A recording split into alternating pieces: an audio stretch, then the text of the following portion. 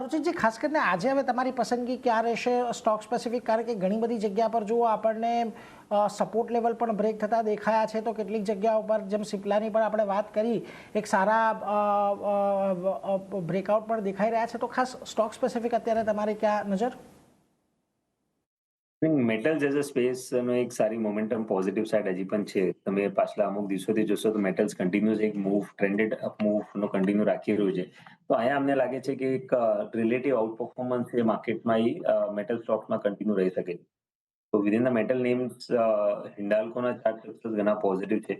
એક consistent out performer આ stock રહ્યો છે અને એક હાઈ ટોપ હાઈ બોટમના સ્ટ્રક્ચર પણ કન્ટિન્યુ છે. તો કરંટ લેવલ્સ ઉપર પણ એક સારી જગ્યા પોઝિટિવ સાઈડ ઉપર છે, જે લાસ્ટ વીકમાં પણ થોડું કન્સોલિડેશન કે નાના મોટા ડીપ આવ્યા હતા. એમાં 20 દિવસના EMA ની આસપાસ સ્ટોકે એક સારું સપોર્ટ બેઝ બનાવ્યું છે. સો ટ્રેડિંગ પર્સપેક્ટિવથી 1040 ના નીચે સ્ટોપ લોસ રાખીને હિન્ડાલ્કોમાં ખરીદારી કરવાની સલાહ રહેશે 1180 ના ટાર્ગેટ્સ માટે. એટલે જો અહીંયાથી ખાસ કરીને મેટલ સેક્ટર તમારે ધ્યાનમાં રાખવાનું છે ને, એમાં પણ હિન્ડાલ્કો અત્યારે રુચિતજીની પસંદગી બનતો દેખાઈ રહ્યો છે. આજના દિવસે એક સારી તેજી, એક બ્રેકઆઉટ અને ઓલમોસ્ટ એક નવા લેવલ પર આપણને કામકાજ જોવા મળી રહ્યું છે અને અહીંયાથી હજી તેજી આગળ વધે એવા અપેક્ષા છે. એટલે 1040 તો સ્ટોપ લોસ રાખજો. 1180 સુધીના લક્ષ્યાંક હજી તમને હિન્ડાલ્કોની અંદર આવી શકે એવી શક્યતા છે, એટલે એના પર એક ફોકસ તમારે ખાસ રાખવાનું છે. વેલ,